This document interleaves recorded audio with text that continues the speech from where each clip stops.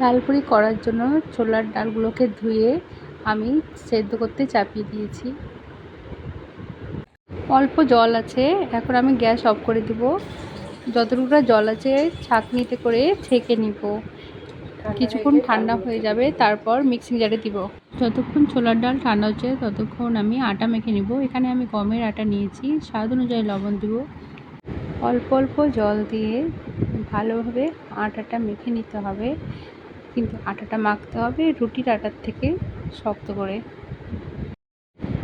Mixing জারে সেদ্ধ করে রাখা ছোলার ডালগুলো দিয়ে দিব। ঠান্ডা হয়ে গেছে এখন। তারপরে 5 থেকে 6 কোয়া মতো রসুনের দেব, 8-10টা গোলমরিচ দেব। তারপর একটা মিহি পেস্ট করে নিব, ঝরঝরা হবে পেস্টটা।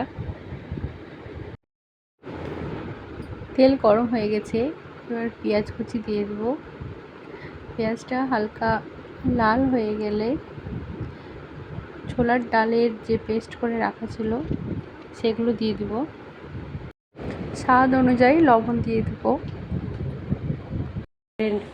2 মিনিট মতো নেড়ে নেব, কাঁচা গন্ধটা চলে যাওয়ার মতো। 2 মিনিট হয়ে গেছে, গ্যাস অফ করে দেব। এবারে একটা একটা করে ভ্যাটা নিয়ে এরকম করে নিতে হবে। তারপর এর মধ্যে ডাল পুড়ে দিতে হবে। ডাল পোড়ার পর আবার সেই এরকম করে মুখ বন্ধ করে ভ্যাটার মতন করে নেব।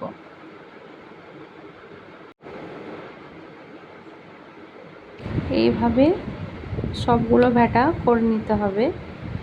এবার আমি একটা একটা করে নিয়ে বেলে নেব। একটু মোটা করে বেলতে হবে, খুব বেশি পাতলা করা যাবে না। তাওয়া গরম হয়ে গেছে, আমি শুকনো তাওয়ায় ডালপুরিটা দিয়ে দেব। এপিট ওপিট করে একটু সেঁকে নেব। কাঁচা ভাব চলে যাওয়ার পর আমি এখানে তেল অ্যাড করব। তারপর তেল দিয়ে ভালোভাবে এপিট ওপিট করে ভেজে নিব, দিয়ে নামিয়ে নেব। কাটা ডালপুরি করার জন্য একটু বড় সাইজের ভ্যাটা নিয়ে বড় করে রুটি করে নিতে হবে। তারপর গ্লাস দিয়ে এরকম করে গোল গোল করে নিয়ে সেই গোলের মধ্যে ডালগুলো দিতে হবে। আর একটা ওই বড় সাইজের রুটি করে তার উপরে দিয়ে গ্লাসে করে কেটে নিতে হবে। এই চারিদিকে মুখটা ভালো করে বন্ধ করে দিতে হবে। তারপর কড়াইয়ে তেল গরম হয়ে গেলে এইভাবে লাল লাল করে ভেজে নিতে হবে। এবারে আমাদের কাটা ডালপুরি রেডি।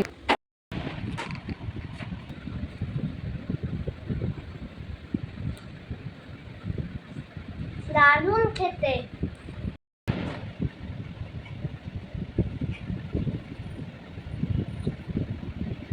দারুণ খেতে।